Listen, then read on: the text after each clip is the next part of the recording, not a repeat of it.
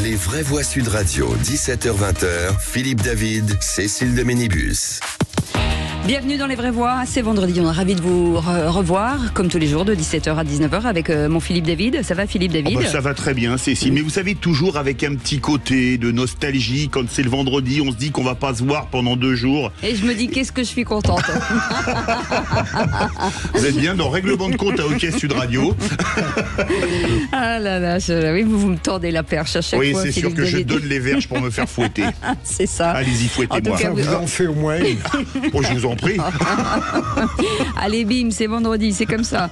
En tout cas, merci de nous rejoindre sur cette plateforme d'opinion. Vous pouvez nous contacter, bien sûr, par Twitter, par Facebook, Instagram, TikTok. Vous êtes de plus en plus nombreux, plus de 47% d'augmentation sur tous nos sites, c'est énorme. Vous êtes extrêmement nombreux sur notre chaîne YouTube. Merci beaucoup pour cette fidélité.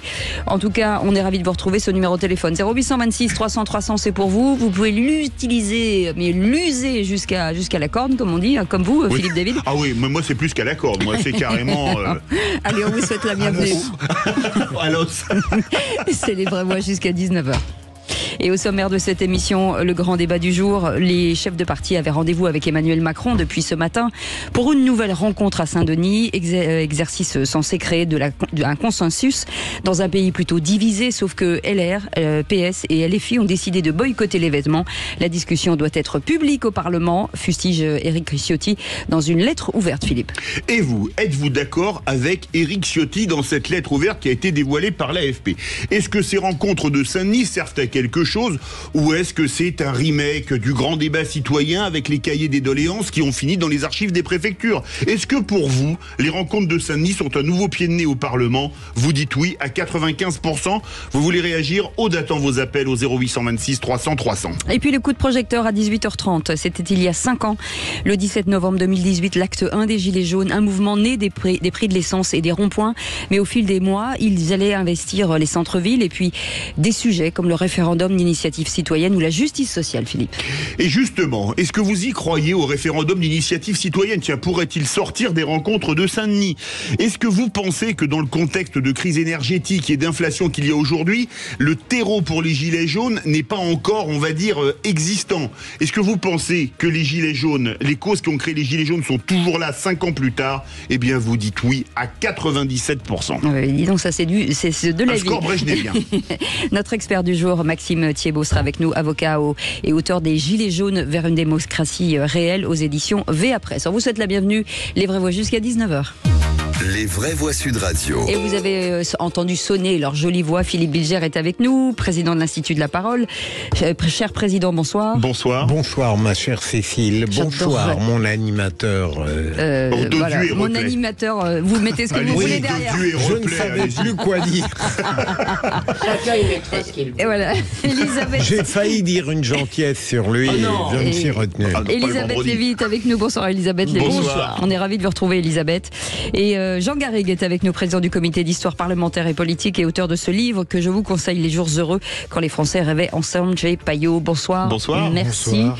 Je suis honoré d'être en si belle compagnie. C'est vrai, ouais. Entre Les jours Vous direz heureux. pas la même chose après le qui c'est qui l'a dit.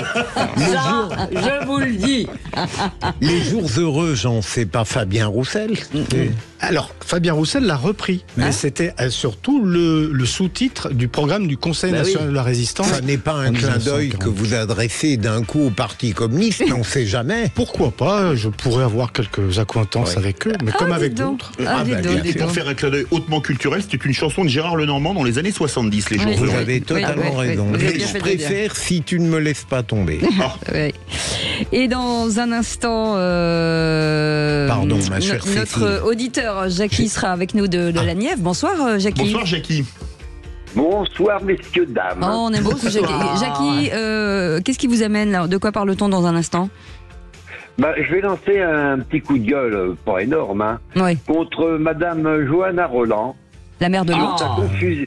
Voilà, sur Madame Johanna Roland. On Sur approuve sa d'avance. confusion des genres à la fête de Noël. Eh ben, on en parle dans quelques instants. En attendant, vous laissez des messages sur notre répondeur. 0826 300 300, écoutez. Oui, bonjour, Cyril de Sarlat-la-Canéda en Dordogne. Je vous appelle là par rapport à la grève des employés de Sudrail pour les fêtes de fin d'année. Alors je suis totalement contre cette grève, bien que je ne vais pas prendre le train moi personnellement, mais faut dire que ces gens, tous les ans, sont en grève. Tout le temps. Tous les ans, ils réclament des augmentations de salaire et ils finissent par les avoir. Mais faut pas oublier que c'est pas quand même les plus malheureux de France. Ils ont déjà des salaires qui sont relativement corrects comparé à une très grande partie des Français qui, eux, par contre, ne manifestent pas et ne font pas grève parce que déjà, ils n'ont pas les moyens de faire grève. Donc bon, à un moment donné, il faut pas pousser mémé dans les orties. Voilà. Faut pas pousser mémé dans les orties, Philippe Bilger. On avait eu un débat il y a un ou deux jours. Ça réagissait sur ce débat d'ailleurs. Et je trouve que ce Français émet une position de bon sens tout de même. Je comprends, on peut comprendre toutes les inquiétudes et j'allais dire les revendications, mais j'ai l'impression qu'on en abuse parfois. Oui, non, mais surtout, il y a un côté rituel. Comme nous l'a dit Jackie, c'est Jackie. Hein. Comme nous l'a dit Jackie, il y a un petit côté rituel qui est vraiment exaspérant. Quoi. C'est tous les ans, il faut enquiquiner les Français à la même époque, et tous les ans, on fait un peu les mêmes commentaires. C'est ça le problème. Je me surprendrais, c'est qu'il n'y en ait pas. Hein. Jean Garrigue, comme l'a dit Cécile le jour du débat, Sudrail, c'est la meilleure publicité pour la voiture. Oui, ou pour les trains italiens. Non, c'est vrai qu'il y a le droit de grève est imprescriptible. C'est vrai aussi que, d'après ce que j'ai compris à la SNCF, les nouveaux arrivants sont moins bien lotis qu'il y a quelques années. Ouais. Il y a des tas de raisons comme ça, mais c'est pas une raison pour enquiquiner tout le monde comme ça et exercer une sorte de finalement une sorte de magistère, de chantage. De chantage. Mais en tous les cas, les employés de Sud Radio, eux, sont là. Voilà, exactement. Allez, 0826 300 300. Jackie est avec nous et Jackie, ce coup de gueule sur la maire de Nantes, Johanna Rolland, qui confond culte et aspect commercial visiblement. Oui. Vas-y, Jackie. Alors, allez, Jackie. C'est très simple. J'ai l'impression que cette maire de Nantes confond essentiellement les fêtes qu'il y a généralement tous les ans, les fêtes commerciales, les cadeaux, les jouets, le bonheur des enfants, avec le culte chrétien. C'est-à-dire pourquoi ? C'est-à-dire que, elle dit dans un tweet qu'elle a effacé certainement qu'au XXIe siècle, l'esprit de Noël est multiculturel. Alors c'est faux. Hein. Ah oui. C'est faux, pour la bonne et simple raison que je vois pas un bouddhiste ou un musulman entrer et chanter le divin enfant dans une église. Même un juif. Oui. Comme Elisabeth Lévy dit, même un juif. Ne le fait pas. La plupart. Non, mais là, bien sûr qu'il a raison. Pour faire plaisir, mais bon. Non, mais Jackie, bien sûr que vous avez raison. Et puis surtout, les décorations, moi je les ai regardées sur Twitter, sont vraiment affreuse. On est d'accord, mais c'est d'une laideur.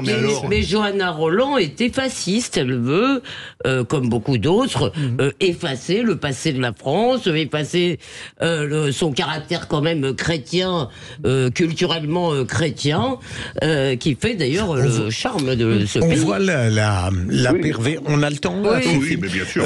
On voit la perversion fondamentale de cette maire de Nantes, parce qu'au fond, elle dit il n'est pas normal que Noël ne soit pas multiculturel parce que nous avons une diversité à intégrer.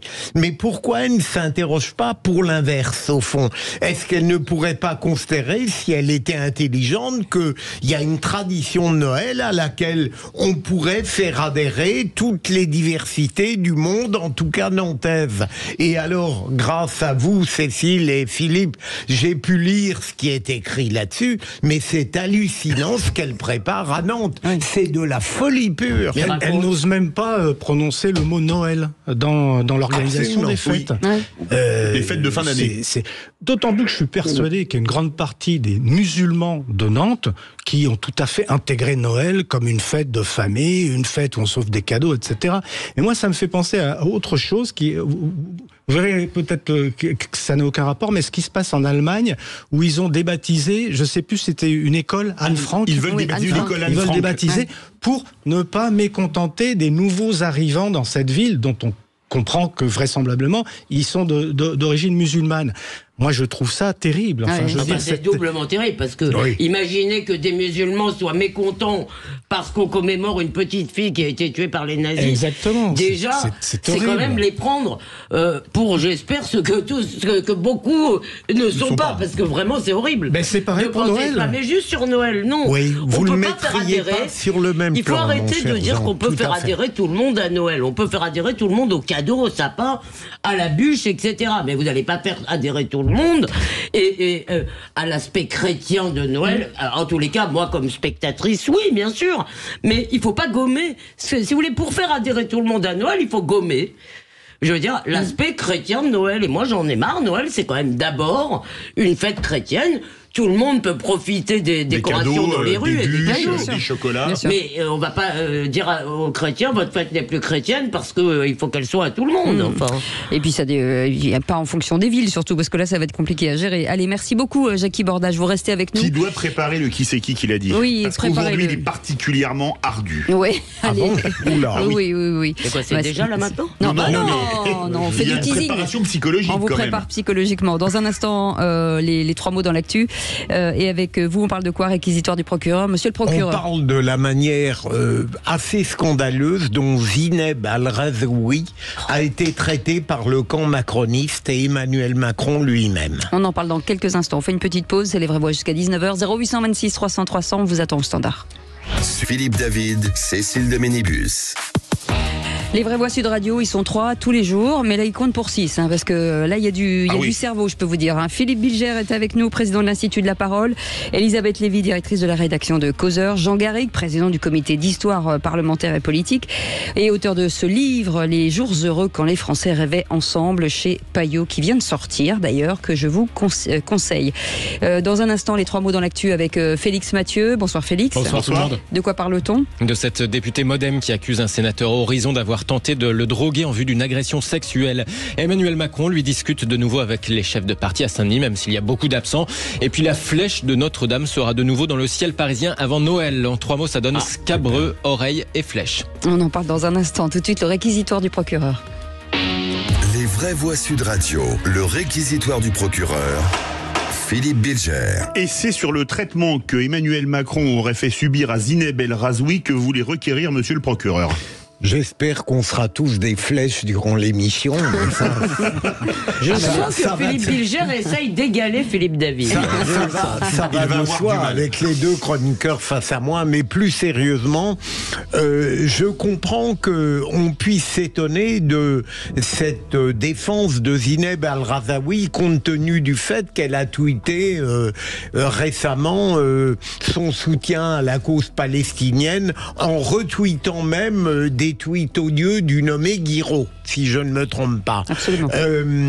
Elle se trouve dans un pays avec son mari, mais j'ai l'impression que ce qui se passe avec elle, et qui est plus que surprenant, résulte d'une frustration qu'elle a éprouvée, parce que durant 3 ans, elle était perçue comme une incarnation de la laïcité. Le camp macroniste lui a fait espérer un certain nombre de fonctions. Elle y a cru. Emmanuel Macron lui-même a pris la peine de montrer l'intérêt qu'il lui attachait, et un jour, personne ne l'a plus appelée. Elle s'est retrouvée dans un vide total, et je pense que c'est à partir de là que elle s'est libérée ou bien dévoyée, c'est très clair.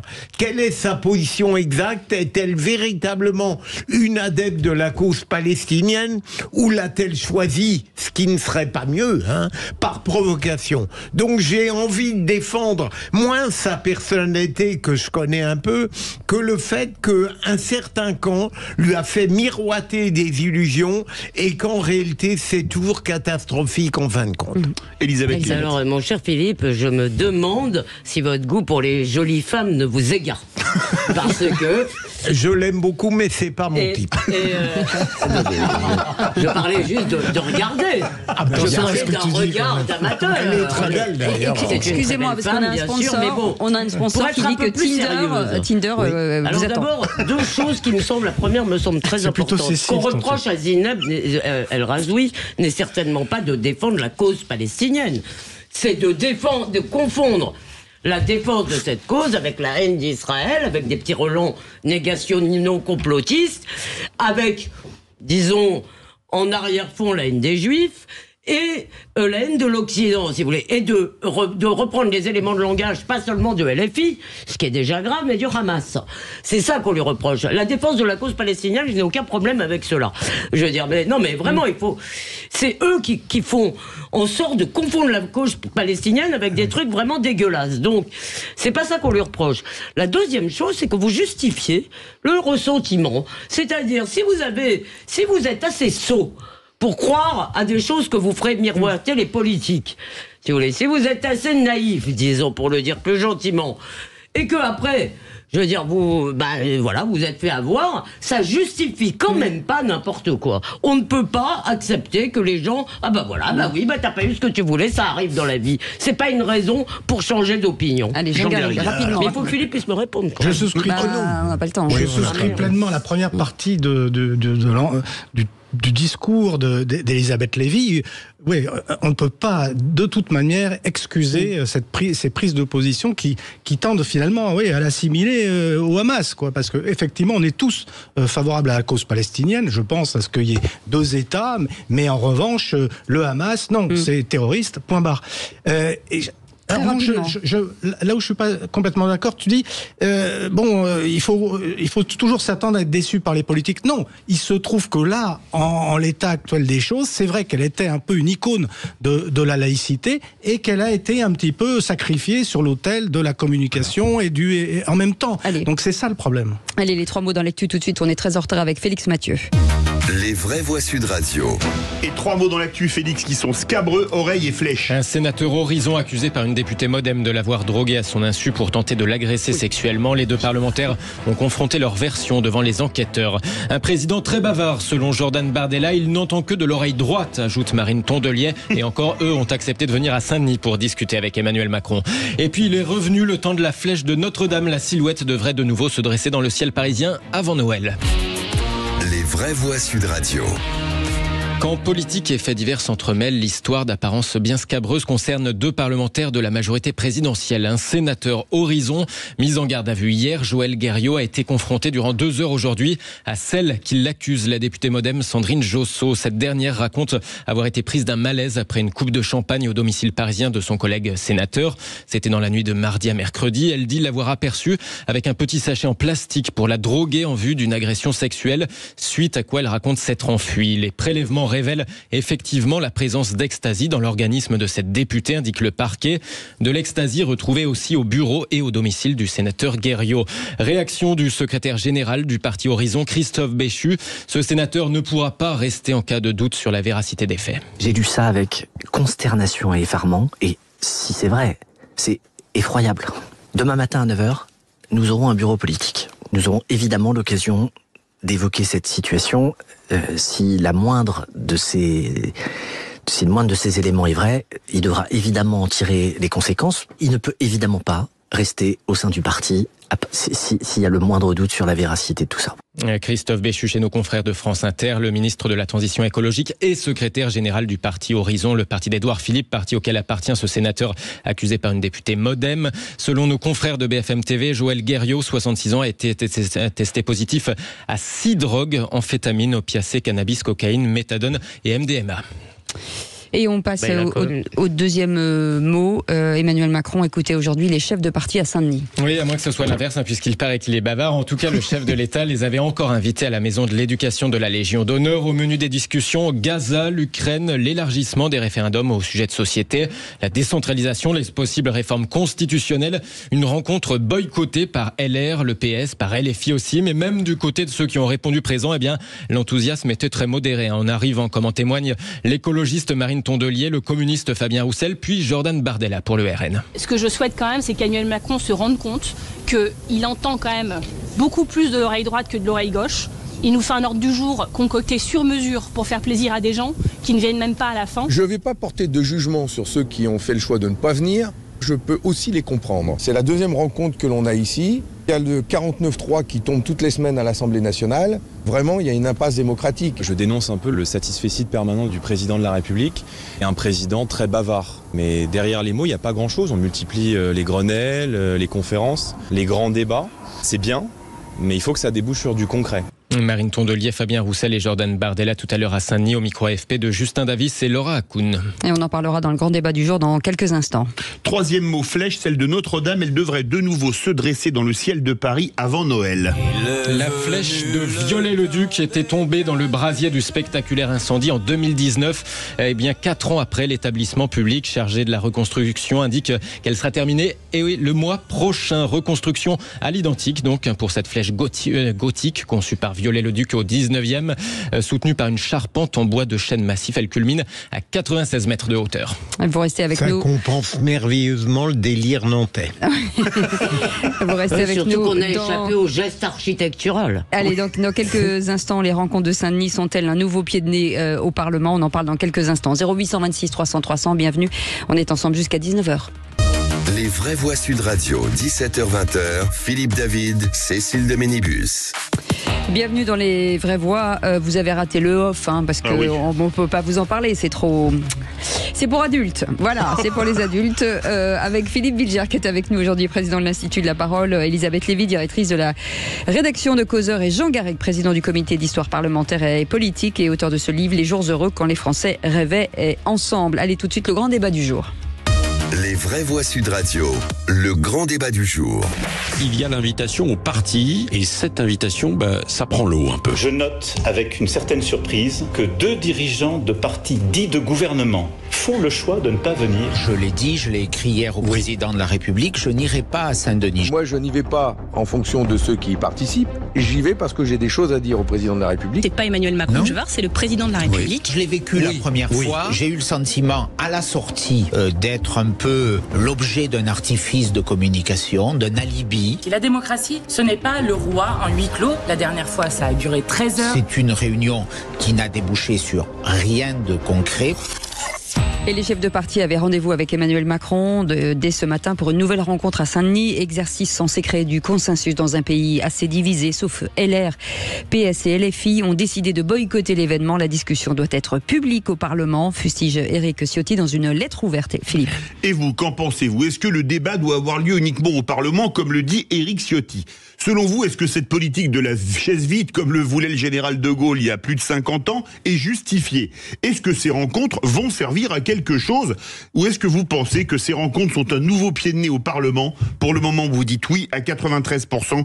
On attend vos appels au 0826 300 300. Philippe Bilger, ces rencontres finalement et ces défections, ça veut dire forcément beaucoup de choses. Alors je m'adresse évidemment à nos chroniqueurs et d'abord aux chroniqueurs que va être d'abord Jean Garrigue. Mais plus sérieusement, comme on l'a un peu évoqué hier ou avant-hier, il me semble déjà, on a l'expérience de la première rencontre qui avait été marquée par le même processus, c'est-à-dire pratiquement un monologue de Emmanuel Macron avec des promesses qui n'ont pas été tenues. Deuxième élément, je pourrais comprendre une réaction telle que celle de Fabien Roussel qui affirme « j'y vais pour affirmer des choses et pour donner mon point de vue au président ». Mais je crains que même sur ce plan-là, il soit déçu puisque le président, souvent avec talent, développe des monologues et exprime plus sa propre pensée et ses commentaires qu'il n'est capable d'écouter les autres, et peut-être que c'est une perversion de beaucoup de politiques. Troisième élément, et j'ai fini, je trouve paradoxal cette inflation de tout ce qui est périphérique par rapport au débat parlementaire, alors qu'on attend celui-ci, même si la majorité relative et l'abus des 49.3 l'ont réduit singulièrement.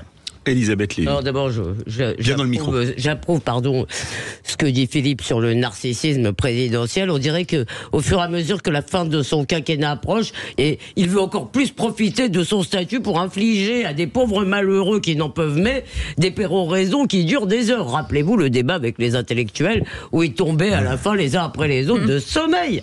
Et ce que Emmanuel Macron appelle un dialogue, c'est écoutez-moi, je fais des digressions de mettons 20 minutes et mon interlocuteur a 1 ou 2 minutes pour me répondre. Ça, c'est ce que Emmanuel Macron appelle un débat. Deuxièmement, s'il veut voir les chefs de parti, je suis quand même un peu embêté. Apparemment, à l'Élysée, il n'y a pas de place. Donc peut-être il faudrait songer à le reloger parce que je ne vois pas l'intérêt d'aller... Enfin ça, là pour le coup, c'est vraiment dans la com. Il n'a pas de bureau à l'Élysée, il n'a pas une salle de conférence. Il faut qu'il fasse tout ce tralala. Genre, je vais à Saint-Denis regarder comme c'est moderne. Oui, c'est la Californie sur la mer. Oui. On sait, troisièmement, si vous voulez, ce qui manque peut-être à notre pays, et là je me tourne vers Jean plus sérieusement moi aussi, c'est une culture de la discussion, une culture de la coalition. Parce que chez nous, c'est associé à l'idée de la 4ème République. Entre nous, la 4ème République a fait Airbus, Ariane, un certain nombre l'Europe, on va discuter. Ariane et Airbus, c'est un peu plus tard, c'est la 5e. Non, c'est la 4ème qui les a préparés, je suis désolée. Elle a fait la Caravelle, les fusées Diamant. D'accord, mais elle a fait aussi le programme nucléaire, il sort d'où, voilà. Ça c'est la 4e. Je veux dire, elle a fait beaucoup de choses dont nous bénéficions encore aujourd'hui. Elle a lancé de grands investissements dans le téléphone, l'électricité. Oui, c'est vrai. Donc, si vous voulez, on la décrit beaucoup. Et en fait, je pense que une des raisons du blocage du système politique, dont on parlera peut-être dans le deuxième sujet, c'est l'absence en France de culture de coalition. C'est-à-dire que cela semblerait dramatique à celui qui vient de rafler la présidentielle de s'abaisser, si vous voulez, à faire des compromis et des concessions. Voilà, je vous passe cette balle-là, Jean. Vous voudriez un gouvernement d'union nationale, par exemple, ou des annonces fortes? Appelez-nous au 0826 300 300. Jean Garrigue, qui est très demandé par Philippe Bilger et Elisabeth Lévy. Mais moi, je suis complètement d'accord presque avec tout ce qui a été dit, et notamment sur ce manque de culture de la coalition. Vous avez la chance d'être deux. Non, parce que vous n'êtes pas contradictoire. Ouais. Non, bien. Mais même le en même temps ne m'effraie pas du tout, contrairement à 95% des Français. Donc je suis dans les 5% qui restent.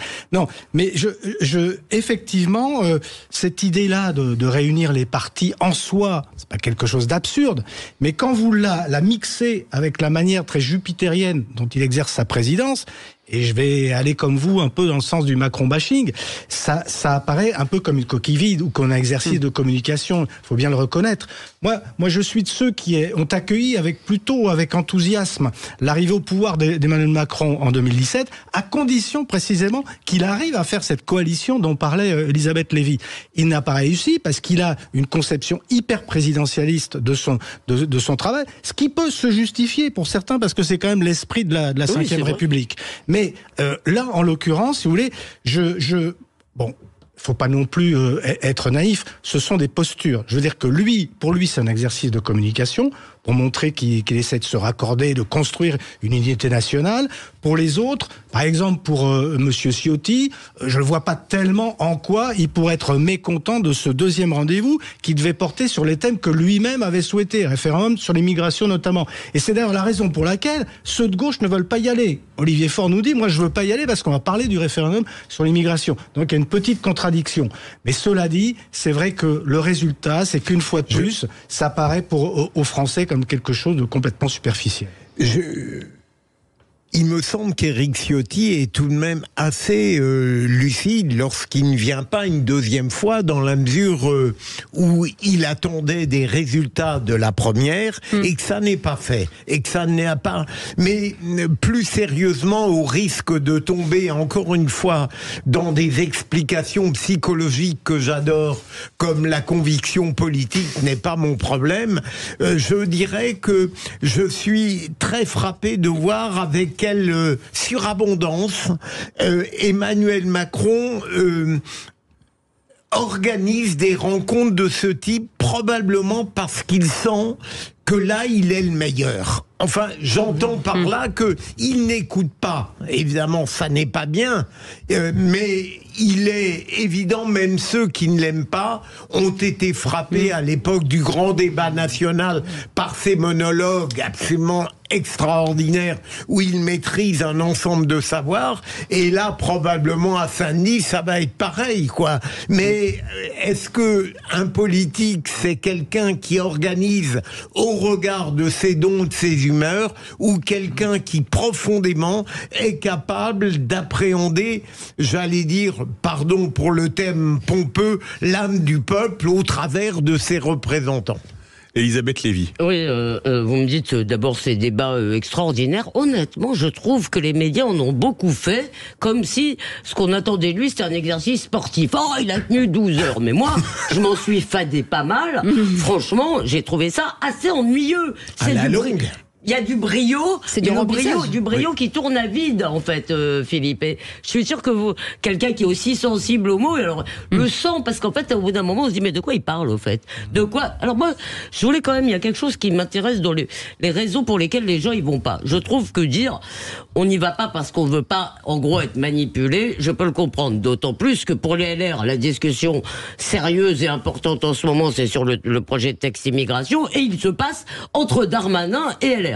Je veux dire, donc, cette discussion qui est importante pour notre politique, elle a lieu.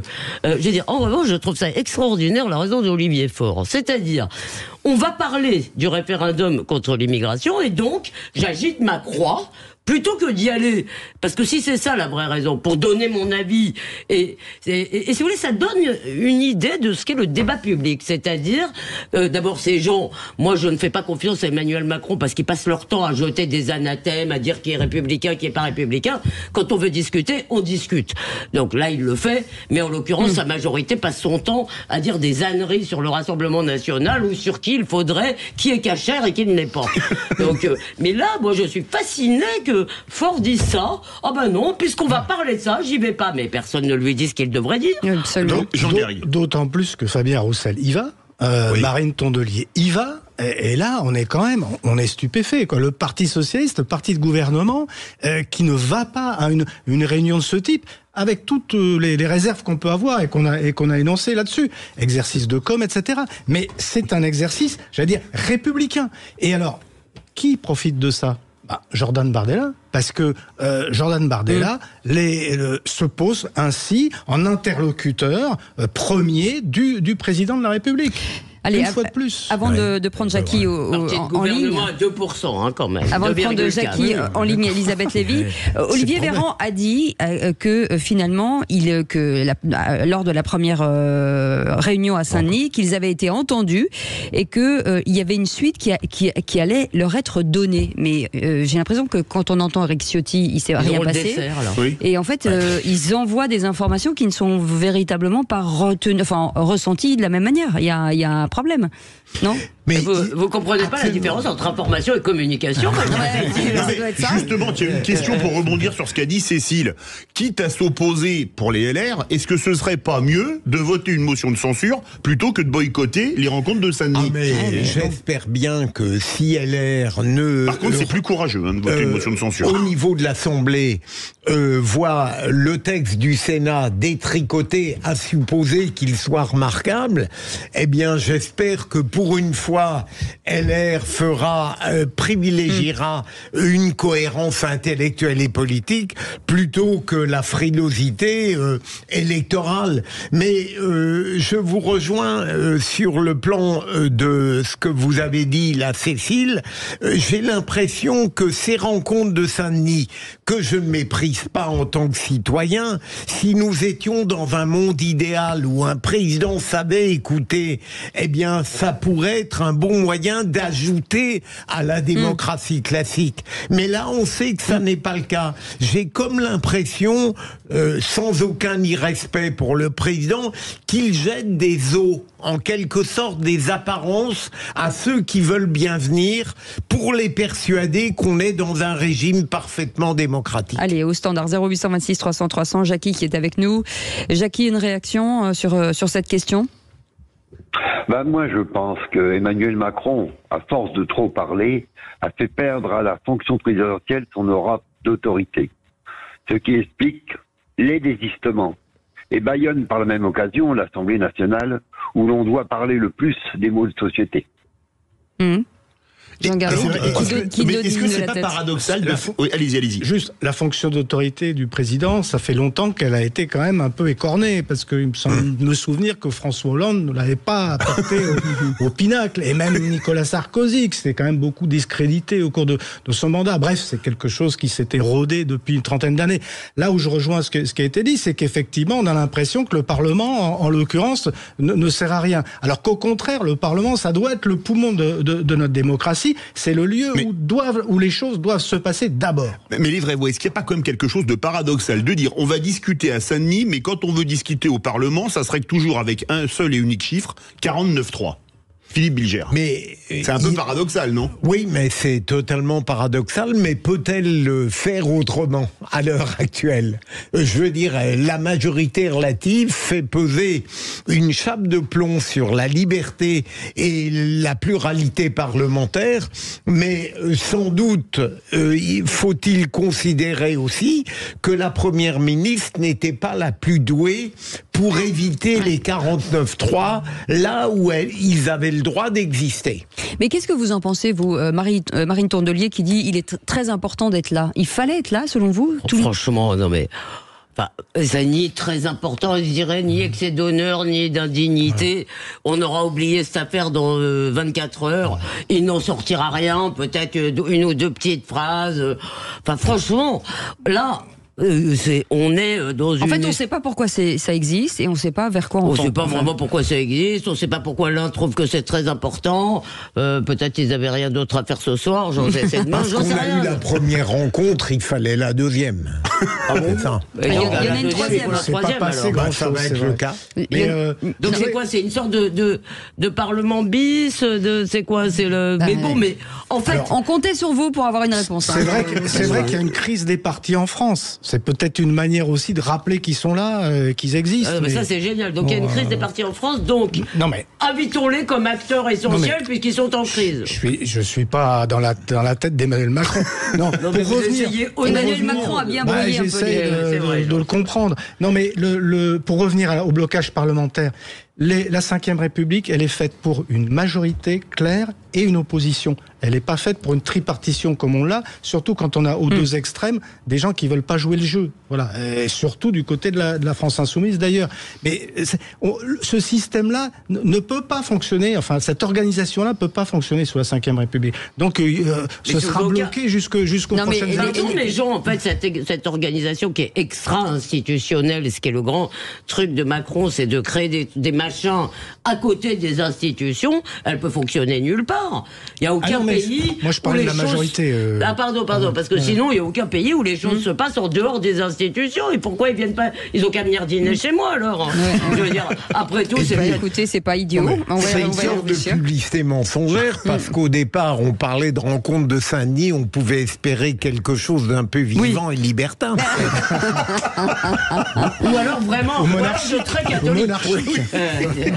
Allez, vous restez avec nous, on fait une petite pause dans un instant, on garde Jackie avec nous, on va jouer au quiz de l'actu. 0826 300 300, c'est le numéro qu'il vous faut bien entendu, puisque aux alentours de 18h30 le coup de projecteur des vraies voix, et nous reviendrons sur les 5 ans des Gilets jaunes et savoir si effectivement où en sommes-nous aujourd'hui. 0826 300 300, à tout de suite.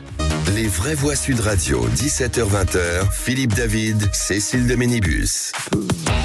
C'est le moment de prendre une camomille, chers amis, de vous détendre un petit peu, parce que ça risque d'être tendu avec nos vraies voix. Philippe Bilger est avec nous, Elisabeth Lévy est avec nous, Jean Garrigue est avec nous, aussi président du comité d'histoire parlementaire et politique et de ce livre, Les jours heureux, quand les Français rêvaient ensemble. Et là, je ne sais pas s'ils vont rêver ensemble. J'ai peur qu'ils fassent lit séparés. Allez, tout de suite, le quiz de l'actu. Les vraies voix Sud Radio, le quiz de l'actu. Et nous sommes avec Jackie. avec une très très jolie blague sur Jackie. Vous voulez la refaire, Guy? Non, je me demandais où était Michel. Voilà, c'est ça. Voilà. Et c'est là qu'on l'entend à côté dire voilà. Je suis là. Voilà. On nous fait espérer plein de choses. Il y a les rencontres de Jackie et Michel. Jackie, on vous entend très bien. Donc c'est vous qui répondez en premier aux questions. Et juste derrière, si vous n'avez pas la bonne réponse, ce sont les vraies voix qui s'y collent. Est-ce que c'est bon pour vous? Oui, j'attends. Eh ben voilà. Alors première question, écoutez bien, Jackie. Qui c'est qui l'a dit? Je ne pense pas que tous les musulmans sont des gens qui applaudissent le Hamas. Allez, on vous aide. Maire d'une grande ville. Paris? Non. Non, pardon. C'est pas nous. C'est pas nous. Non. Allez, une proposition, Jackie. Non, je vois pas il l'a pas. Il l'a pas. Pas du tout. Allez, les vraies voix. Je sais pas. Il a beaucoup changé. Non. Il a beaucoup changé. Oui. Beaucoup changé. Ouais. D'où c'est? Non. Beaucoup changé. Benoît machin, là, non? Pas loin de Montpellier. Mais c'est pas le païen. Non. De la Fosse? Non. De la Fosse. Non, mais il est Montpellier, lui. Non. Ah oui. Un peu plus au sud. Lisnard? Bordeaux, c'est qui? Non, c'est fini. C'est fini. Toulouse. C'est Robert Ménard, maire de Béziers. Oui. Mais c'est bien sûr, comme dirait le commissaire. Vous l'avez dit, vous avez vu? Attendez. J'ai dit le maire de Béziers. Le maire de Béziers. Un point pour Jackie. Bravo, Jackie. Il l'a dit. Bah oui. Il avait dit, mais on l'a pas entendu. C'est pour Jackie. J'ai dit le maire de Béziers. J'ai pas noté. Bravo. C'est très bien. On accepte tout de même. On accepte. Jackie le mérite bien. Oui. Si le maître Bugère le dit. Non, mais ce que je veux dire, c'est que Philippe Bilger vient de s'improviser, en plus de parti, juge. Allez, Jackie, on se refait pas. C'est le procureur. Généralement. Qui l'a dit? Qui c'est qui l'a dit? Quand j'ai fait passer la loi sur le harcèlement de rue, les opposants virulents n'étaient pas des réactionnaires voulant conserver leur droit à importuner, mais des collectifs féministes intersectionnels ayant peur que cela stigmatise les racisés. Jackie. Oula, c'est pas Rousseau, ça? Non, c'est pas. Bonne réponse, collégiale. Un point partout. Bon, par délicatesse, j'accepte de partager. Jackie, vous alliez le dire, mais malheureusement, voilà. En tout cas, c'est un point partagé. Attention, qui c'est qui l'a dit? Il a plus venu, hein. Bah oui. Qui c'est qui l'a dit sur la loi immigration? J'attends de voir les députés LR voter contre. Ils ne savent plus où ils habitent. C'est pas Marion Maréchal? Non. Véran? C'est un homme. Un homme Habib Beyer, non? Non. Eric Ciotti. Il est. Alors, vous êtes président des députés Renaissance. Ah bah c'est lui. C'est Maillard. C'est ça. C'est lui. Sylvain Maillard. C'est lui. C'est lui. Oui. Là, vous nous avez bien aidé, c'est gentil. Allez. Et qui l'a dit? Qui c'est qui l'a dit? Si on pense que l'un des hommes les plus puissants du monde se fait conseiller par Yacine Bellatar. Agresti Roumaché. Bonne réponse, Agresti Roubache. Bonne réponse. Secrétaire d'État chargé de la citoyenneté de la ville. Qui c'est qui l'a dit en démultipliant... C'est Macron, l'homme le plus puissant du monde. Un des hommes les plus puissants. Voilà. En démultipliant les initiatives extérieures au champ institutionnel, vous participez à les affaiblir et à nourrir la crise de la démocratie. Qui a dit ça, Jackie? Marion Maréchal? Non. Bardella? Non. Hôtelier? Non. Habib Meyer? Non. Jordan Bardella? Oui, allez-y. Il est chef de parti. Il est chef de parti. Non. Plutôt de votre côté. Plutôt de votre côté. Ciotti. Bonne réponse. Là, il a été plus rapide. Merci. Éric Ciotti. Qui c'est qui l'a dit? Allez, la dernière. Ce n'est pas à la France de s'adapter à l'islam, mais l'inverse. Marion Maréchal. Bonne réponse de Jackie, c'était ce matin sur Sud Radio. Et la dernière de Der, attention, qui c'est qui l'a dit sur les rencontres de Saint-Denis? Ce n'est pas de la communication. Ce n'est que de la communication, pardon. Et c'est pas un homme politique. Et on en a parlé tout à l'heure. On en a parlé tout à l'heure, mais en off. Un auteur journaliste. Ah ben, Gisbert. Bonne réponse, il a été plus rapide, Jean Garrigue. Bon, je te le donne, Jean. Ouais. De toute façon, il n'avait pas de points. Combien? 3-3-1-1. Philippe Bilger et Jackie, 3-3. Elisabeth Lévy, Jean Garrigue, 1-1. Bravo, Jackie. C'est plus Jackie et Michel, c'est Jackie et Philippe. Vous restez avec nous. Merci beaucoup, Jackie. Dans 10 minutes, le tour de table de l'actu des vraies voix. On parle de quoi, Philippe? Beaucoup de bien du dernier livre de Fogg. De Fogg. Elisabeth Lévy, on parle de quoi dans 10 minutes dans les tours de table de l'actu? On parle du fait que le Parlement se consacre à des choses vraiment très importantes. Avec vous, Jean Garrigue? On parlera de Rachel Keke qui s'est adressée aux jeunes des banlieues. Allez, on en parle dans quelques instants à 0826 300 300. À tout de suite. Les vraies voix Sud Radio, 17h-20h. Philippe David, Cécile de Ménibus. C'est le retour des vraies voix. Philippe Bilger était avec nous, Elisabeth Lévy, directrice de la rédaction de Causeur. C'est quoi la une de Causeur, Elisabeth Lévy? La une de Causeur du mois dernier, c'est Octobre Noir. Ah, et la prochaine, on sait où la prochaine, je crains qu'on ait un peu de mal à sortir complètement de ces sujets, mais elle n'est pas encore décidée, mais j'essaye de trouver des sujets plus... Ça va pas être les jours heureux, quoi. Ce ne sera pas décembre sans Noël? Non. Malheureusement, je crains que nous soyons requis par des choses beaucoup moins drôles. Absolument. Et en parlant de jours heureux, quand les Français rêvaient ensemble, c'est le livre de Jean Garrigue, président du comité d'histoire parlementaire et politique, qui était avec nous jusqu'à 19h. Et tout de suite, le top clic de Félix Mathieu. Les vraies voix Sud Radio, c'est le top clic. Et dans les top tendances ce soir sur Twitter, Félix, on trouve un prénom, Naël. Au lendemain de la libération sous contrôle du policier auteur du tir mortel, la maman de Naël a un message pour vous. Elle appelle à un rassemblement dimanche à Nanterre. Écrit par exemple Taabou Hafs en partageant cette vidéo. Le 27 juin 2023, mon fils unique Naël a été tué par un policier. A-t-on le droit de tuer un enfant pour un refus d'obtempérer? Non. Depuis 4 mois et demi, il était en détention provisoire. Après 4 demandes de remise en liberté, il est finalement relâché. Comment la vie de mon fils peut-elle avoir si peu de valeur? Quel message est envoyé? Un policier tue un enfant arabe ou noir, devient millionnaire et sort de prison, retrouve sa famille tranquillement pour les fêtes. Moi, je retrouverai plus jamais mon fils, mais je me battrai, je lâcherai rien pour mon fils. Justice pour Naël. Merci beaucoup. Alors, cette vidéo, elle n'est pas relayée que par des soutiens de la mère de Naël. D'autres la partagent pour s'en indigner, comme par exemple l'eurodéputé Gilbert Collard qui commente « On comprend mieux pourquoi la justice a tant tardé à libérer le policier. Otage, écrit Gilbert Collard, de la menace des banlieues. » Pendant ce temps, justement, beaucoup partagent des images d'émeutes à Nanterre, avec des commentaires ironiques. « Nos petits anges qui nous manquaient tant sont de nouveau de sortie », écrit à la Akbar, dénonce l'un de ses internautes. Mais, sauf que, attention, ces images datent en réalité du mois de juin, nous apprend le Parisien aujourd'hui en France, il y a quelques minutes. D'ailleurs, on voit effectivement des jeunes habillés en t-shirt sur ces images qui circulent beaucoup sur les réseaux sociaux.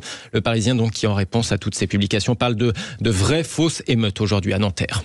Une réaction... Je comprends sa douleur, mais elle aurait dû mieux l'éduquer. Oui, et puis par ailleurs, si vous voulez, je vous rappelle qu'on est dans un état de droit, qu'il y aura un procès, que donc elle ne peut pas dire qu'il y a un droit de tuer, et que par ailleurs, c'est pas en tant que tel parce qu'on veut le punir d'avoir refusé d'obtempérer, c'est parce que ça risque de mettre en danger la vie d'autrui. Et on n'est pas certain que ce soit elle qui écrit le texte. Comment? On n'est pas certain que ce soit la maman de Naël qui écrit ce texte. Sûrement. Ou Moundir. Oui, comme vous, l'autre jour à la télé. Ça doit être Moundir qui l'a écrit. Quant au policier millionnaire, elle fait allusion à la cagnotte. Oui. Il était loin et il sera loin d'être un millionnaire. Les policiers sont sous-payés, donc en plus de risquer leur vie, ils sont payés. Et de refus d'obtempérer dans les quelques heures. J'y reviendrai tout à l'heure à propos de Rachel Keke. Vous en parlez. Je peux juste ajouter qu'en ce moment, il y a une promotion indigne de Camélia Jordana qui fait un film tout pourri, et qui d'ailleurs fait un bid, tant mieux, sur 18 l'affaire spectateurs par salle. Sur l'affaire Traoré, dans laquelle elle oublie juste de dire que les gendarmes ont été innocentés, qu'il n'y a pas eu de procès tellement ils étaient innocentés. Et donc, évidemment, un certain nombre de confrères trouveraient ça tout à fait indécent de lui rappeler qu'elle raconte n'importe quoi. Cette fille raconte n'importe quoi, c'est honteux. Allez, dans les autres tendances, ce soir, on retrouve Anticor ou glyphosate. Oui, Anticor indigné du non-renouvellement de son agrément pour agir en justice dans les dossiers de corruption. Tous les regards sont braqués sur Elisabeth Borne, tweet l'association qui tente de faire monter la pression avec le hashtag « Je soutiens Anticor ». Et puis oui, le glyphosate, on en parlait hier, réautorisé pour 10 ans, avec les opposants à l'herbicide qui continuent à sortir les archives de 2017. C'est le jeu sur les réseaux sociaux.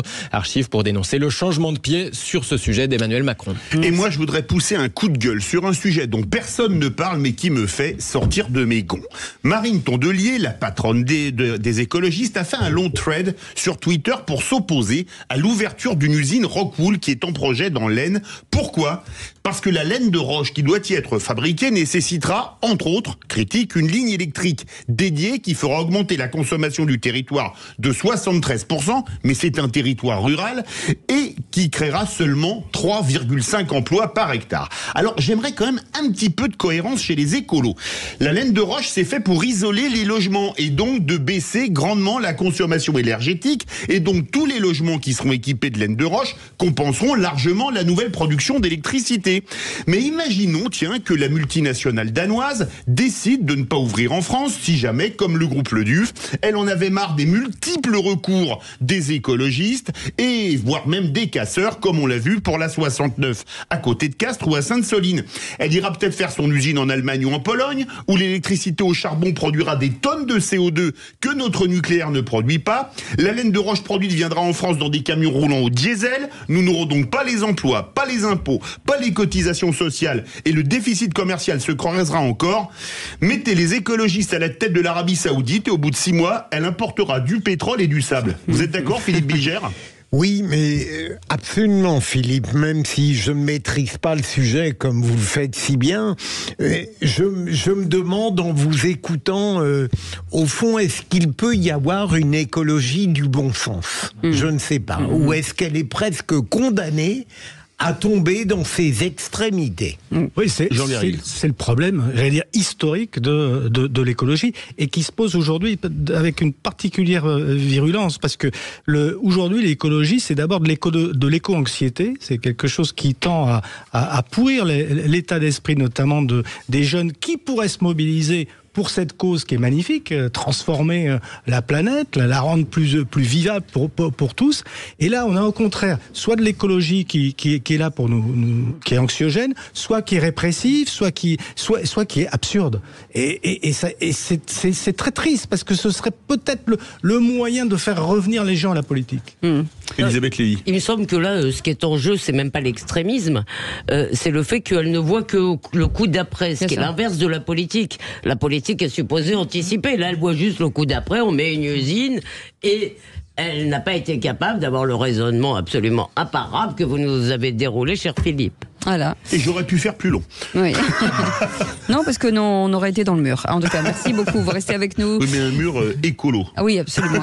Un mur végétal. Mettez une petite laine ce soir. Dans un instant, le tour de table de l'actu des vraies voix avec vous, Elisabeth. On parle de quoi dans quelques instants ?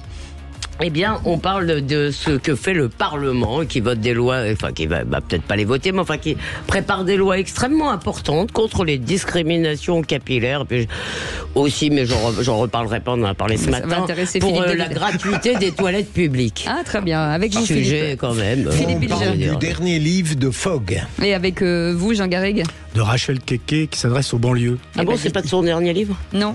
Allez, 0826 100 300. À tout de suite, on fait une petite pause.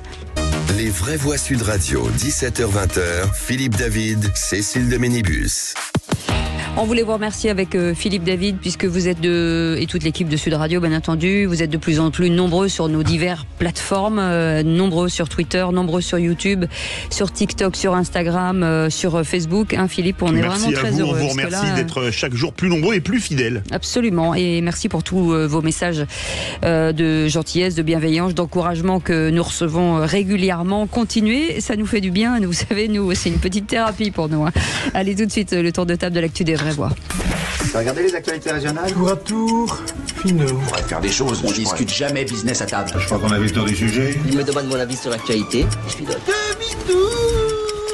Le tour de table de l'actualité. Et Philippe Bilger, votre tour de table, c'est sur le journaliste François-Olivier Gisbert qui a sorti le 3e tome de son histoire intime de la 5e République, intitulé Tragédie française. Oui, il avait sous le titre générique Histoire intime de la 5e République. Il en arrive à son 3e volume. Vous venez de le rappeler, Tragédie française. J'ai toujours beaucoup aimé Fogg, si je peux aller vite. Je ne raffolais pas de l'homme qu'il était à la télévision, où finalement il posait des questions plus longues que les réponses qu'il attendait, et donc c'était un peu difficile de réagir. Mais par écrit, je le trouve très très remarquable. Là, il fait des portraits politiques étincelants, parfois dévastateurs, notamment à l'encontre de Bérégovoy ou de Fabius, d'autre part élogieux. Pierre Mauroy en sort admirablement grandi. Il parle de François Mitterrand. Alors c'est un mélange tout à fait passionnant avec des histoires personnelles, l'histoire du Nouvel Obs et d'autre part des fragments d'histoire véritables et surtout, et pardon mon cher Jean, c'est toujours dévastateur de parler d'un très bon auteur devant quelqu'un qui a écrit de très bons livres parce qu'il peut se sentir offensé. C'est quelqu'un, Fogg, qui a le don de se faire lire. Il n'ennuie jamais, c'est extraordinaire, une faculté narrative sur des sujets qui sont parfois pas évidents. Elisabeth Lévy ? Moi, je suis tout à fait d'accord. J'ai pas encore fini le 3e tome. J'avais commencé avant le 7 octobre. Après, je me suis mis à lire d'autres choses. Mais moi, j'adore ces fresques de la 5e République. Et par ailleurs, moi, j'ai travaillé avec lui. J'ai beaucoup appris. Et c'est surtout quelqu'un qui est extrêmement loyal. À chaque fois que quelqu'un lui a demandé de me virer, ce qui est arrivé, je vous rassure tout de suite, un grand nombre de fois. Vous voyez, Philippe David, ça se sait maintenant. Il s'y est toujours opposé. Et voilà, j'ai beaucoup d'affection pour lui. Voilà. Jean Garrigue. Et je trouve qu'il se bonifie en plus. Ah oui, c'est vrai. Puisque j'ai été interpellé par mon honorable camarade. Non, moi aussi, j'apprécie beaucoup le style, souvent étincelant de Fogg. Simplement, en historien, et travaillant au fond sur les mêmes sujets, c'est-à-dire l'histoire de la 5e République, je vois ce qui nous différencie et quelque part, la volonté que nous avons, enfin, que j'ai personnellement, d'essayer d'apporter un petit peu de profondeur aux analyses que je donne. Et je trouve que parfois, mais c'est le jeu, et c'est normal, puisqu'il est journaliste et écrivain en même temps, je trouve qu'il est un tout petit peu trop au ras des choses, je dis pas au ras des pâquerettes, mais au ras de l'événement, alors que mon rôle à moi, c'est de prendre un peu de distance. Mais à part ça, c'est tout à fait passionnant, et comme il a côtoyé tous ces personnages, il leur redonne une vie, et en plus, dire du bien de Pierre Mauroy, je trouve que c'est une bonne chose, parce que c'est quelqu'un d'un petit peu méconnu aujourd'hui. Eh bien, pour toutes ces raisons, voilà, je salue l'artiste. Et ne pas oublier, Jean, l'adjectif intime. Exactement. C'est très important. Très important. Elisabeth Lévy, la situation au Parlement vous agace, visiblement. Oui, non, alors ce matin, Patrick Roger m'a alerté sur une future loi sur la gratuité des toilettes publiques. Alors, je dis pas qu'il faut pas que les toilettes publiques soient gratuites. Franchement. Mais, si vous voulez, je ne suis pas sûr. Je pense qu'un arrêté municipal pourrait parfaitement y suffire. Et je ne suis pas sûr, si vous voulez, que réunir notre Parlement, les élus du peuple pour cela, soit vraiment très sérieux. Mais alors, il y a un truc qui me fait vraiment marrer, et ce qui m'énerve, c'est que ça fait marrer personne, justement. C'est la loi contre les discriminations capillaires. Alors, je précise qu'il existe déjà dans la loi quelque chose qui interdit quelqu'un de discriminer une personne à raison de son apparence physique. Mais en même temps, je suis désolé, vous êtes employeur, si vous voyez quelqu'un qui se pointe en short, vous allez lui dire non en raison de son apparence physique. Et puis alors lui, il veut qu'on puisse se mettre n'importe comment, quelle que soit la couleur, la longueur. Moi, j'ai pas forcément envie d'employer quelqu'un qui arrivera avec des crêtes rouges ou bleues ou oranges ou voilà. Mais c'est surtout, c'est pas ça qui me frappe. Ce qui me frappe, donc, même chose, c'est-à-dire, je vois pas ce que le Parlement a certainement des choses quand même plus importantes à faire pour l'avenir de la France. Ce qui me frappe, c'est que chacun veut sa discrimination. Chacun veut être victime. Et il y a cette phrase qui devrait faire hurler de rire tout le monde s'il n'y avait pas un esprit de sérieux épouvantable sur ces questions-là, dans le monde occidental ou occisé. Il y a une phrase qui disait chaque être humain doit être pris en considération dans sa singularité capillaire. Et là, si vous voulez qu'on puisse écrire, prononcer, écouter des phrases pareilles, sans se mettre à hurler de rire, si vous voulez, et franchement, je ne disais pas ça pour vous, Philippe David, depuis tout à l'heure.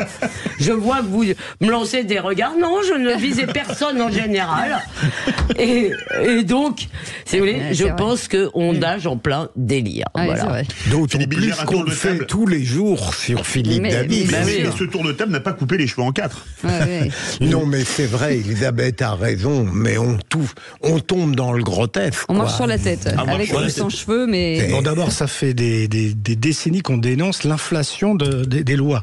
Faisons des lois plus simple et beaucoup moins nombreuse et qu'on applique, parce que ce qui pose problème, c'est l'application.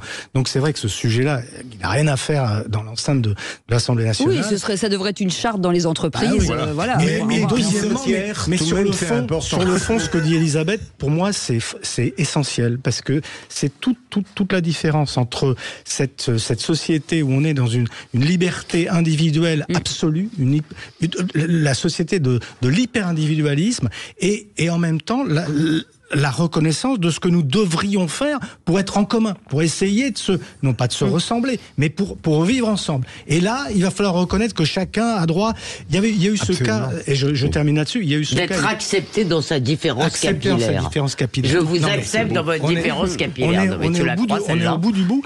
Ça me fait penser à cet enseignant il y a quelques années qui a été sanctionné parce que il était, on a refusé que je crois qu'il fasse cours. Et après, je pense qu'il a été autorisé à le faire. Alors, il était couvert. De tatouage, de la tête aux pieds. Absolument, ça faisait peur. Mais ça fait peur. Voilà. Le bon sens, ce type-là n'a rien à faire devant une classe. Et je pense que les toilettes publiques gratuites, ça va être encore plus sale. Ça, je vous le dis tout de suite. C'était ma conclusion. Disons que les jours de match, ça évitera peut-être une odeur dans certaines rues. Mais... Non, mais ceci étant dit, je dis rien sur les supporters. Il est scandaleux mine de rien, de devoir payer pour ces choses-là. Allez, 0826 300 300. On revient dans un instant et on reviendra avec Jean Garrigue suite à la libération du policier responsable de la mort de Naël. Le député insoumise Rachel Keke invite des jeunes de quartier à ne rien lâcher. Allez, à tout de suite. Les vraies voix Sud Radio, 17h-20h, Philippe David, Cécile de Ménibus. Bienvenue dans Les Vraies Voix. Philippe Bilger est avec nous, Elisabeth Lévy est avec nous, Jean Garrigue est avec nous, bien entendu. Il y a quelques Elisabeth instants. Lévy, dont c'est la fête. Oui, c'est une auditrice fidèle, Anne-Marie, qui veut dire bonne fête, Elisabeth. Merci beaucoup, merci Anne-Marie, c'est ça. Même si ça se fête la veille. Ça va être ma fête. Voilà, ça va être votre fête, exactement. Il y a quelques instants, nous revenions sur le tour de table de l'actu de nos Vraies Voix. C'est un choix qu'ils font de sujets. Et avec vous, Jean Garrigue, vous voulez revenir sur une députée qui visiblement peut créer des petits soucis. C'est Rachel Keke. J'étais comme Philippe, je m'étais réjoui de voir arriver dans le sein de l'Assemblée nationale quelqu'un qui vraiment sortait du peuple, femme de chambre. Il y en a pas beaucoup à l'Assemblée, c'était roboratif, c'était encourageant. Et depuis qu'elle est là, malheureusement, elle a beaucoup déçu, et c'est le moins qu'on puisse dire. Et là, je vois un tweet de Rachel Keke sur le fameux policier là qui accidentellement a tué ce jeune, et c'est tout à fait triste. Mais elle dit, il l'a tué gratuitement, à bout portant, et de façon délibérée, il ressort de cette affaire millionnaire, et elle envoie un message aux jeunes des quartiers en leur disant « Votre vie ne vaut rien ». Comme si, pour l'immensité des Français et pour l'État français, la vie d'un jeune des quartiers ne valait rien. Mais de qui se moque-t-on ? Et elle les encourage à se battre, elle les encourage en réalité à l'émeute, à la révolte. Je dis que de la part d'une élue de la République, ça pose quand même une série de questions. Irresponsable ? Elle n'a rien dit plus après, Jean. Ça fait arrêter votre vie ne vaut rien. Et pire, on s'enrichit de votre meurtre. Ouais. Comme s'il y avait ça, une sorte d'entreprise délibérée de la police pour prospérer sur le meurtre gratuit d'un jeune homme. Alors qu'on sait bien que les conditions de la mort de Naël, là encore, c'est très triste, mais bon, on peut évidemment trouver beaucoup de circonstances atténuantes. Non, mais donc, disons, elle n'a pas appelé explicitement à aller créer le désordre. Sinon... on ne lâchera jamais le combat pour la justice, votre vie ne vaut rien, il y a quand même un sous-texte. Il y a un sous-texte. D'autant plus que le combat pour la justice, à mon avis, il doit se mener dans les tribunaux. Bien sûr. Et que surtout, la justice suit parfaitement son cours dans... Non mais c'est chantage. C'est-à-dire, si vous n'adoptez pas mon point de vue victimaire, si vous ne décidez pas que je suis un petit ange, ou que je parle au nom des petits anges, et qu'en face il y a des salauds, je vais... vous savez, c'est comme soupe à l'oignon et croton. J'arrête de respirer et je casse tout. Ouais. Le fils de soupe à l'oignon et croton, je sais. C'est un piège pour savoir si vous suiviez. Donc c'est bien le fils de soupe à l'oignon et croton, comme c'est en Hispanie. C'est insupportable. Non mais moi je n'en peux plus de ce chantage à l'émeute, si vous voulez, et de ces députés insoumis qui devrait avoir une responsabilité. Hein. Comment oui, non, mais oui, c'est une élue de la République. Moi, je bon vous sang. dis, je m'appelle aux électeurs. Je pense que beaucoup d'électeurs ont voté pour eux de bonne foi. Ils ne pensaient pas élire des gens qui étaient des fauteurs de troubles, des ennemis de l'ordre républicain, des ennemis de la police. Alors moi, j'appelle les électeurs insoumis de la dernière fois à se le rappeler la prochaine. Ouais, écoutez, en tout cas, je ne sais pas certainement quelle suite. une grande influence sur l'électorat insoumis. Qu'ils attendent mes consignes de vote. L'actionnariat des insoumis est à côté de moi. Ouais. Allez, vous restez avec nous, on revient dans quelques instants. On va revenir sur ces 5 ans, jour pour jour. Le 17 novembre 2018 se tenait l'acte 1 des Gilets jaunes. Les causes qui ont créé les Gilets jaunes sont-elles toujours là ? C'est la question que l'on vous pose.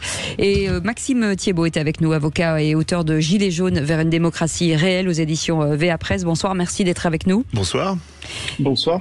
Une petite question, les ambitions personnelles finalement des leaders des Gilets jaunes ont-ils fini par étouffer le mouvement ? Oui, je pense qu'effectivement elles ont étouffé le mouvement parce qu'elles ont mis en exergue aussi leur incompétence. On en parle dans quelques instants. 0826 300 300 vous attend au standard. On est ravis de vous retrouver jusqu'à 19h avec nos invités. Les vraies voix Sud Radio, 17h-20h, Philippe David, Cécile de Ménibus. Et nous sommes très bien accompagnés encore aujourd'hui. Philippe Bilger, président de l'Institut de la Parole, Elisabeth Lévy, directrice de la rédaction de Causeur et dont c'est la fête. Bonne fête. Et on embrasse toutes les Elisabeth, en tout cas, c'est sûr. Jean Garrigue est avec nous, président du comité d'histoire parlementaire et politique et auteur de ce livre, Les jours heureux quand les Français rêvaient ensemble. Et grâce à vous, en tout cas, on rêve ensemble aujourd'hui, Jean Garrigue. Vous aussi, vous me faites rêver, c'est ça. Grand fou, va. Tout de suite, le coup de projecteur des vraies voix. Les vraies voix Sud Radio, le coup de projecteur des vraies voix. Et c'était il y a 5 ans, le 17 novembre 2018, l'acte 1 des Gilets jaunes, un mouvement parti de prix de l'essence et des ronds-points. Mais au fil des mois, des actes, ils allaient investir les centres-villes et des sujets comme le référendum d'initiative citoyenne ou la justice sociale apparaissaient, Philippe.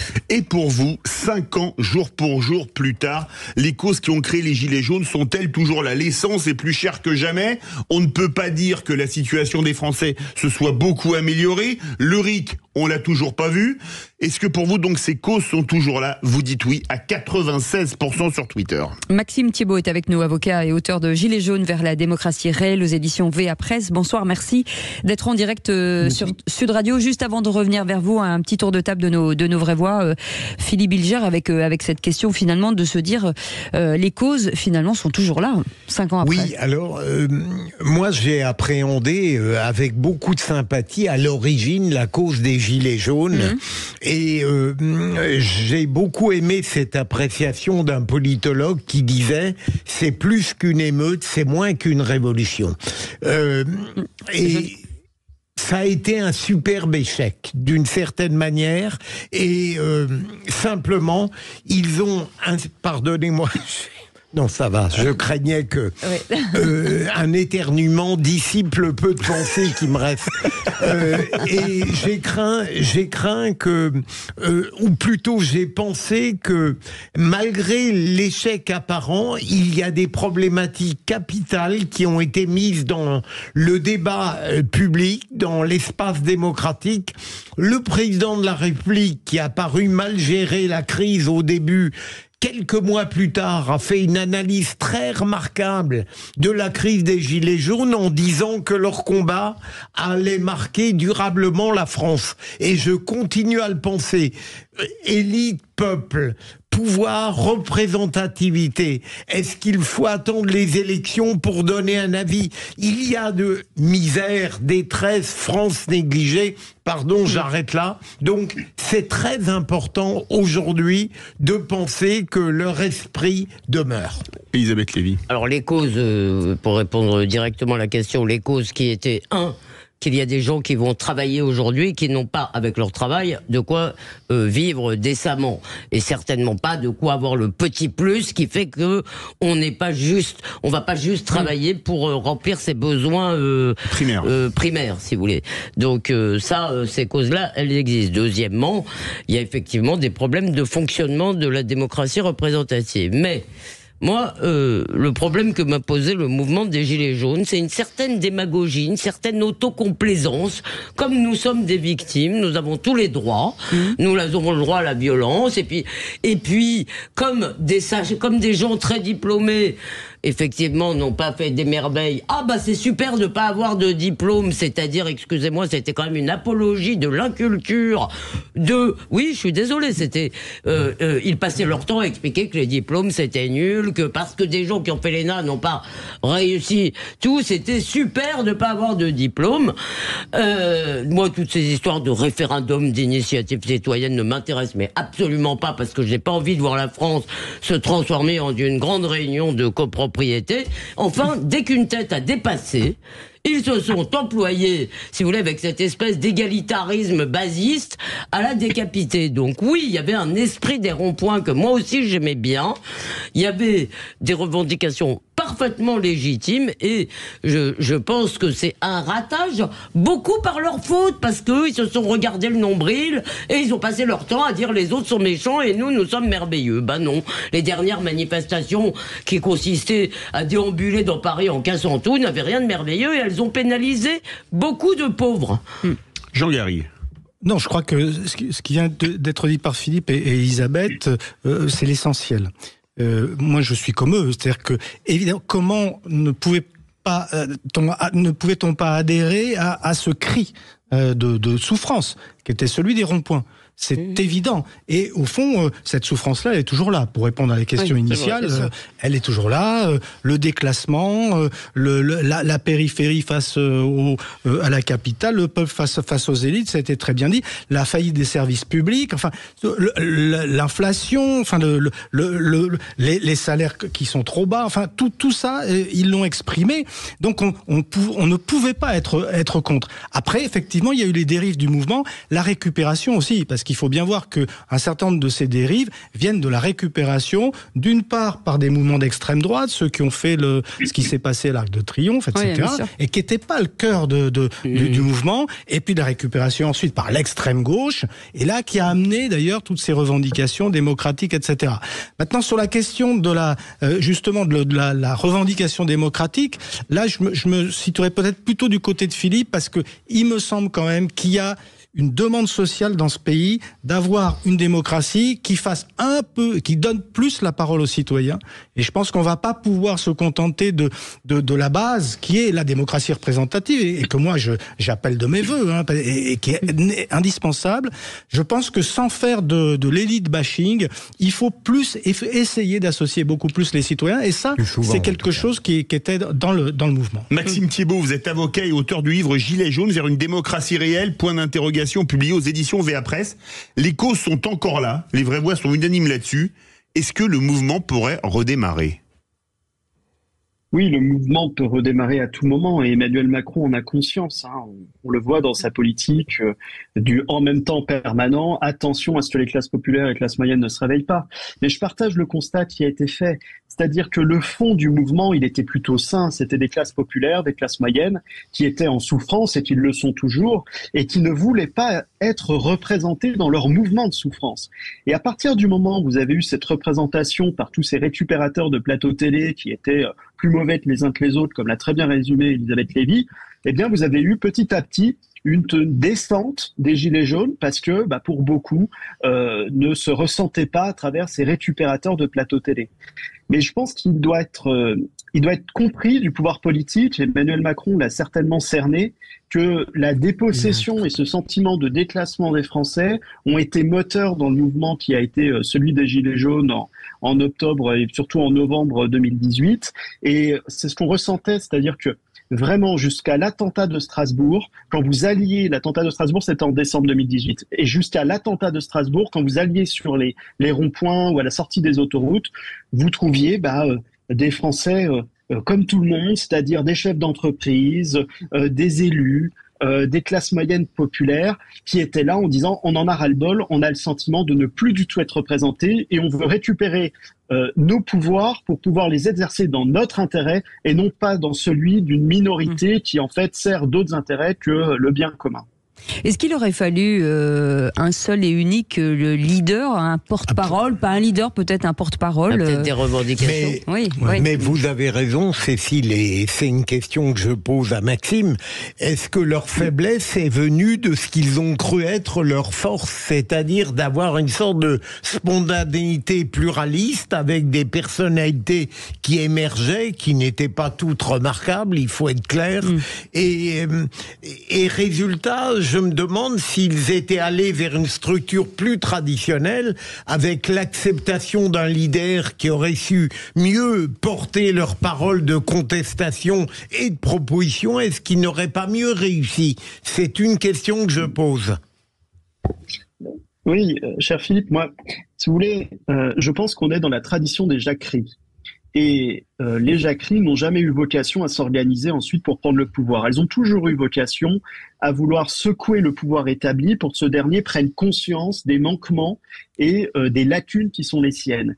Et je pense que globalement, les Français et les Gilets jaunes n'avaient pas envie que des leaders apparaissent parmi eux. Ils avaient surtout envie que le pouvoir soit mieux organisé et corresponde davantage à des besoins d'une démocratie dite réelle. Et quand je parlais de démocratie dite réelle, c'est parce que j'ai constaté malheureusement que la Constitution de la Ve République ne répond pas aux besoins du peuple. Vous avez des défauts de représentativité, notamment à l'Assemblée nationale. Et je le rappelle quand même que Marine Le Pen, par exemple, avait été au second tour de la présidentielle en 2017 et qu'elle n'avait quasiment aucune représentation à l'Assemblée nationale en suivant. Ce n'est plus le cas aujourd'hui. Et étonnamment, vous voyez que la représentation du Front National, du Rassemblement National, à l'Assemblée nationale étant plus importante, vous avez moins de revendications à une plus grande démocratie présente localement, notamment dans les zones périurbaines et urbaines.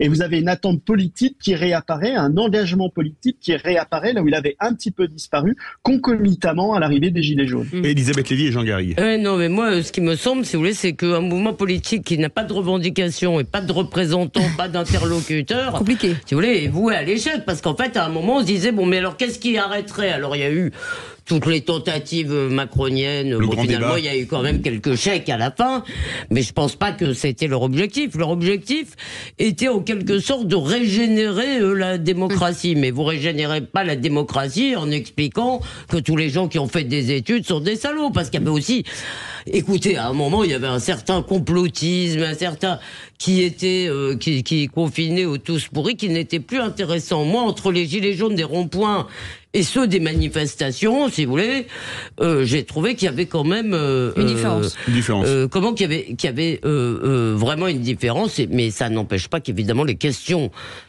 qu'ils ont posées, voilà. Mais moi, je ne crois pas, si vous voulez, à l'abandon de la démocratie représentative. Je pense que nous n'en avons pas d'autres. Jean Garrigue. Non, je suis d'accord avec ça. C'était une jacquerie, c'était un cri et qui n'avait pas finalement vocation à se structurer, à devenir une véritable force politique, même si c'était le discours qui nous était tenu. Mais il n'y avait absolument pas d'instrument pour le devenir, parce qu'il n'y avait pas d'idée, pas de véritable projet politique. Mais pourtant, il fallait une parole, puisqu'il fallait qu'elle soit entendue, cette parole. Et il n'y avait pas d'incarnation aussi. Regardez, mai 68, vous avez quand même une incarnation qui s'appelle Daniel Cohn-Bendit, et puis quelques autres. Il y en a d'autres même. Et d'autres. C'est pas la seule. Et c'est un peu le miroir inversé de ce qu'avait été la Commune de Paris en 1871, qui est un mouvement parisien qui n'était pas suivi par la province, et où la démocratie directe qu'ils ont voulu mettre en place les a totalement paralysés. Ensuite, ils se sont fait écraser par ce qu'on appelle les Versaillais et Adolphe Thiers.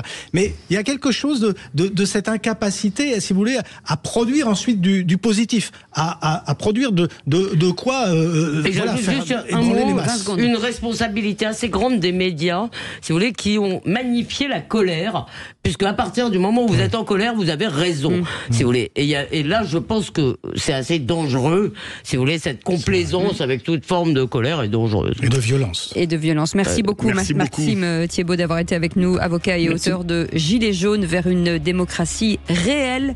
Point d'interrogation aux éditions VA Presse. Merci beaucoup, Philippe Bilger, d'avoir passé ce pré-week-end avec nous. Merci beaucoup, Elisabeth Lévy. Merci pour les fraises Tagada. Les fraises Tagada.